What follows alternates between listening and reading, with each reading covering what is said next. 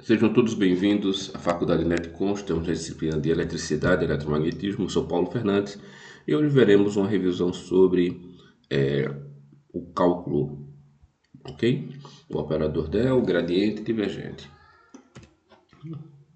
Então, no cálculo vetorial, nós já vimos o seguinte: nós temos as coordenadas, vimos as coordenadas cartesianas ou retangulares, as coordenadas cilíndricas e as coordenadas esféricas.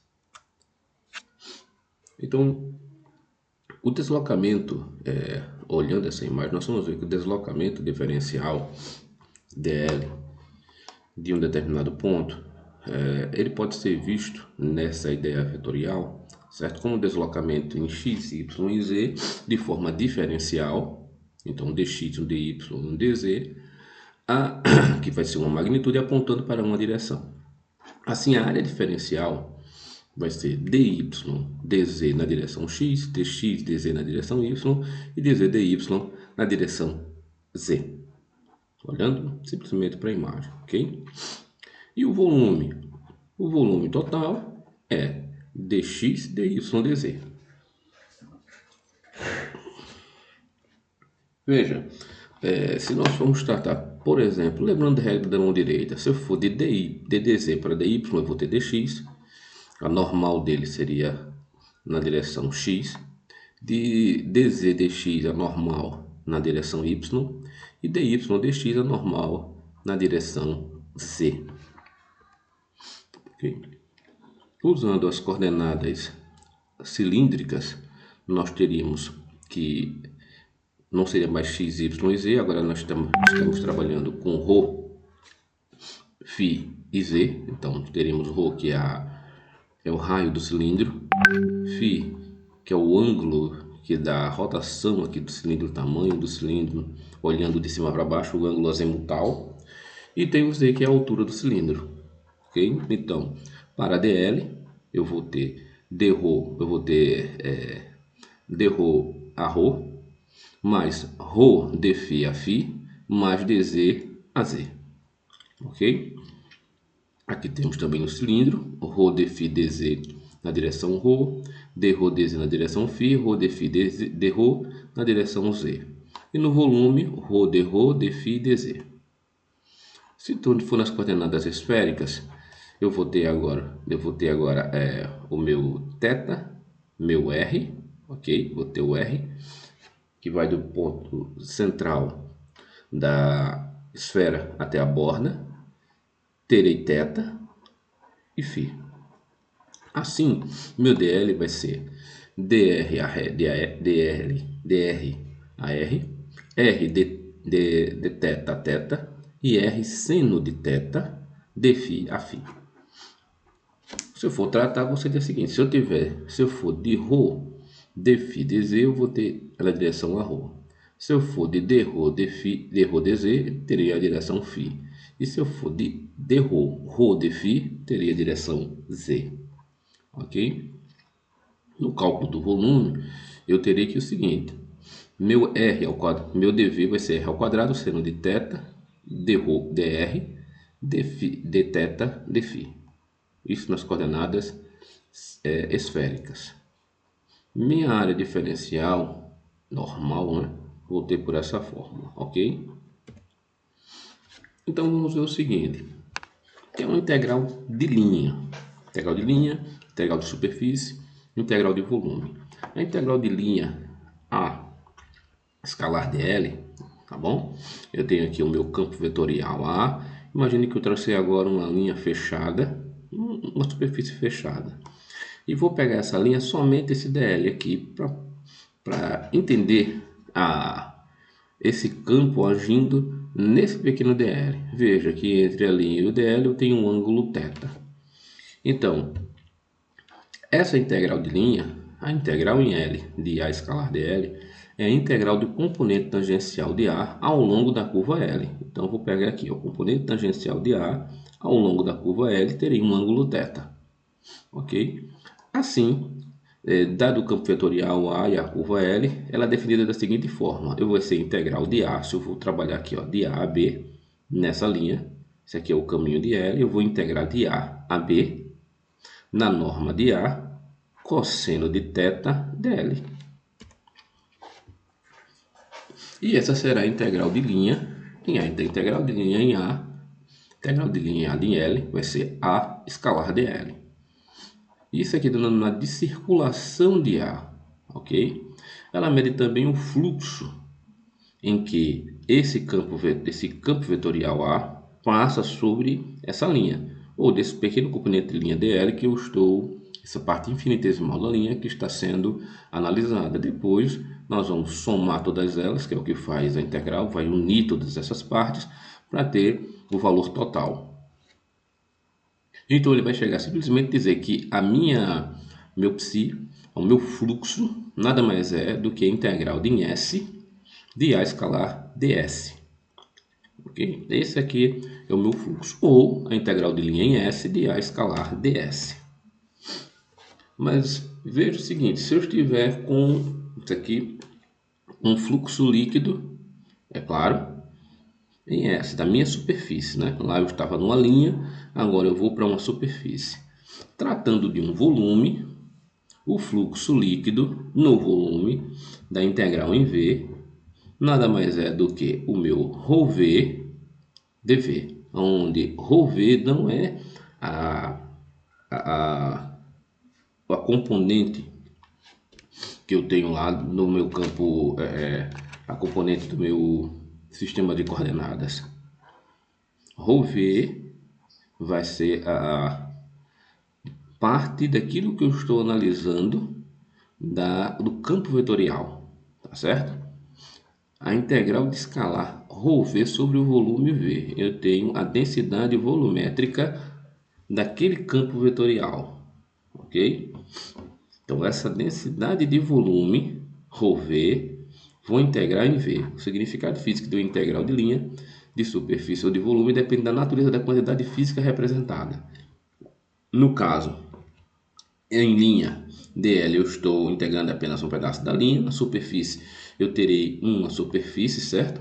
Que é o que eu posso ver aqui, eu tenho uma linha.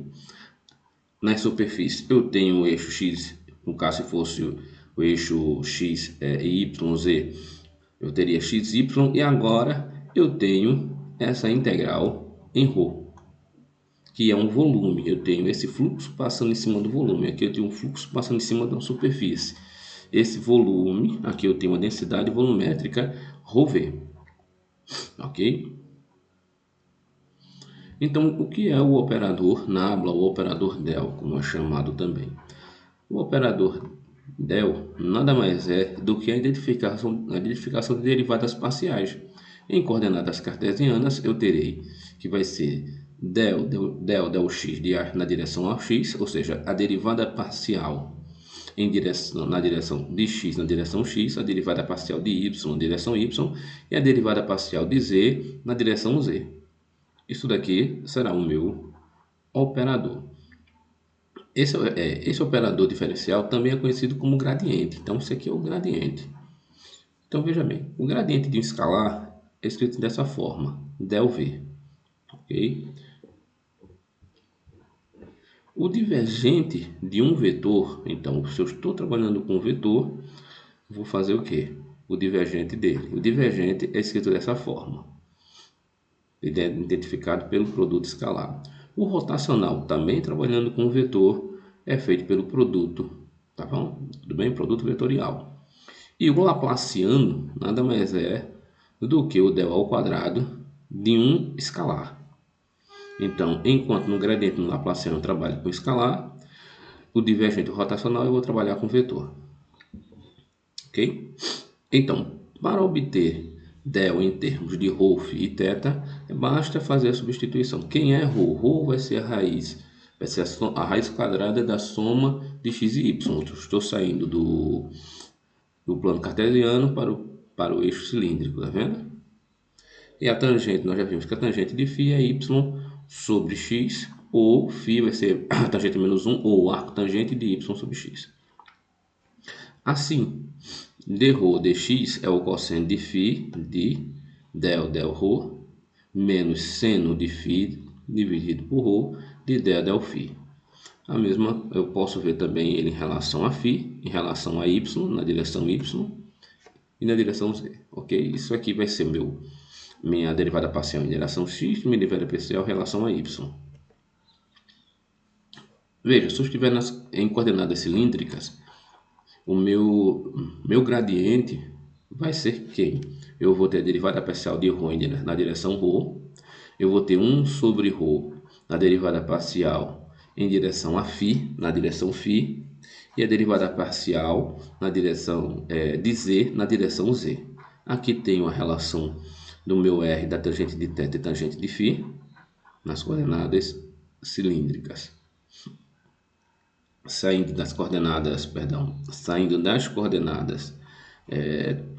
retangulares para as coordenadas não cilíndricas, coordenadas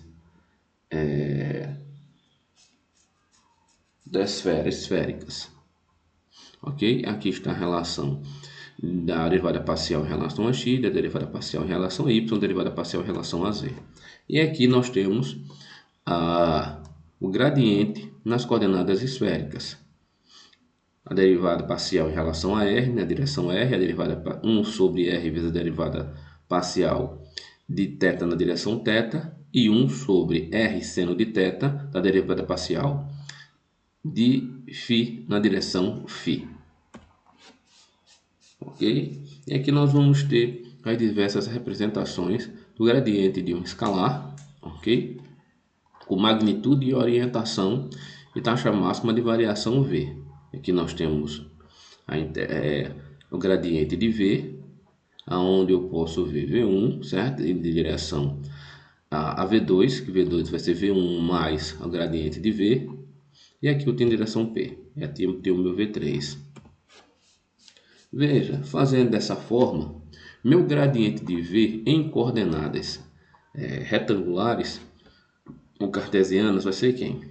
Derivada parcial de v por x na direção x, derivada parcial de v por y na direção y, derivada parcial de v por z na direção z.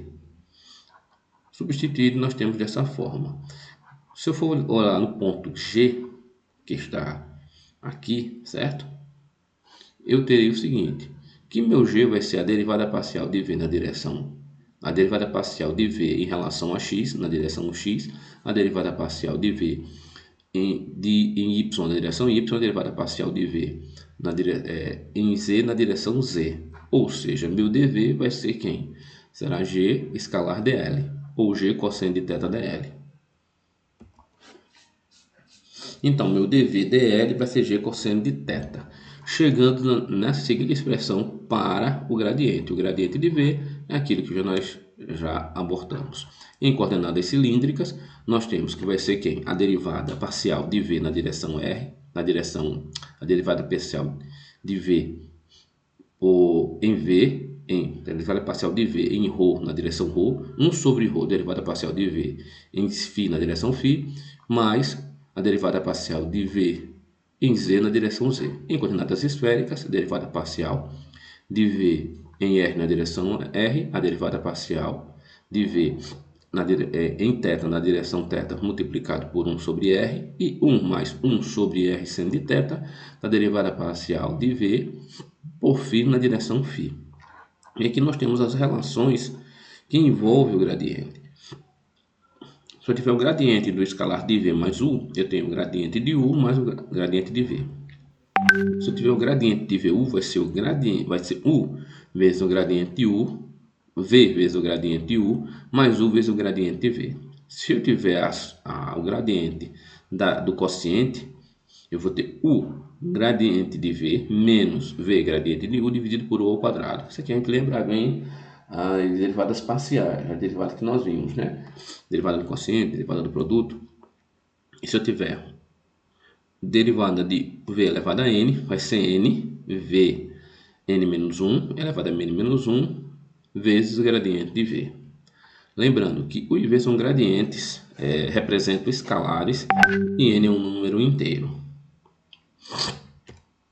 Então vamos lá. Nós podemos ver aqui o divergente. O que é divergente? O divergente é o seguinte: imagine um ponto e aquilo que eu estou vendo saindo desse ponto ou entrando desse ponto é o divergente. Um buraco na parede, você coloca uma luz. Aquela luz que sai, eu entendo aquilo como um operador de divergência. Ok? Então veja, se eu tenho aqui um ponto e tenho linhas de campo saindo desse ponto, eu tenho meu divergente positivo. Se eu tiver aquele ponto e linhas de campo entrando naquele ponto, como se fosse um sumidouro sugando para dentro daquele ponto, eu tenho o divergente negativo. E se eu tenho linhas de campo passando sobre aquele ponto, então veja, eu tenho o divergente zero. Diferente do gradiente, o gradiente eu vejo um espalhamento de um campo passando sobre uma linha, sobre uma superfície, sobre um volume, como um ar-condicionado, que eu ligo, o ar sai e sai se espalhando. Então eu vejo ali o gradiente. Aqui eu estou vendo um ponto, eu estou vendo algo entrando ou saindo. Isso aqui é o divergente. O divergente é dado por dividir A ou por esse símbolo, o del escalar A, que eu tenho divergente de A, que nada mais é do que o limite da integral de linha em S na superfície de A escalar ds dividido por dv com dv tendendo a zero. Ok? E aqui nós podemos ver o seguinte, que para encontrar essa integral de linha de A escalar ds em S, eu preciso de todas essas partes. Então, eu vou fazer a integral de todos os lados. Tenho 6 lados, eu vou fazer a integral de todos os lados. Isso aqui para o ponto, esse ponto P é x0, y0, z0. Ok? Então, eu tenho aqui o divergente de A em coordenadas retangulares, vai ser d rho de AX, del AX, del x, ou seja, a derivada parcial de AX em direção a x, a derivada parcial de AY em direção a y e a derivada parcial de AZ em relação a V. Em relação a Z. No meu caso, veja que eu não tenho as direções sendo apontadas, porque aqui eu tenho um campo vetorial, eu tenho um vetor diferente do gradiente, que eu tinha apenas um escalar. Então, naquele ponto de escalar, eu precisava indicar qual era as direções que aquilo estava apontando, qual era a orientação. Então, no final de um gradiente, eu vou ter um escalar. Nesse aqui, eu tenho um vetor, e no final, eu vou ter um vetor da mesma forma. Se eu estiver fazendo o divergente em coordenadas cilíndricas, eu vou ter 1 sobre ρ, a derivada parcial de ρ a ρ em relação a ρ, mais 1 sobre ρ, a derivada parcial de Φ na direção Φ, mais a derivada parcial de Z em direção a Z. Se eu estiver em coordenadas esféricas, eu vou ter 1 sobre R ao quadrado, da derivada parcial de R ao quadrado a R na direção, em R, mais 1 sobre R seno de θ, da derivada parcial de Aθ seno de θ em θ, mais 1 sobre R seno de θ, da derivada parcial de Φ por Φ. Ok? Veja que o resultado disso resulta em um campo escalar. Então, quando eu faço o divergente, o resultado vai ser um campo escalar. Ok? O resultado do gradiente eu vou ter um vetor, o resultado do divergente eu vou ter um campo escalar. O divergente de um escalar, que é um número, ele não faz sentido, porque o escalar eu estou vendo alguma coisa que está saindo ou entrando em uma determinada superfície. Então, o divergente de escalar não faz o menor sentido. O divergente de A mais B vai ser o divergente de A mais o divergente de B. O divergente de VAB, onde V é um escalar, V divergente de A mais A divergente do gradiente de V. Ok? Se eu estiver com o teorema da divergência, ele vai dizer que a integral em linha na superfície de A escalar ds é a mesma integral de volume do divergente de A dv. Ok? Então ficamos por aqui até agora. Eu agradeço a todos e bons estudos.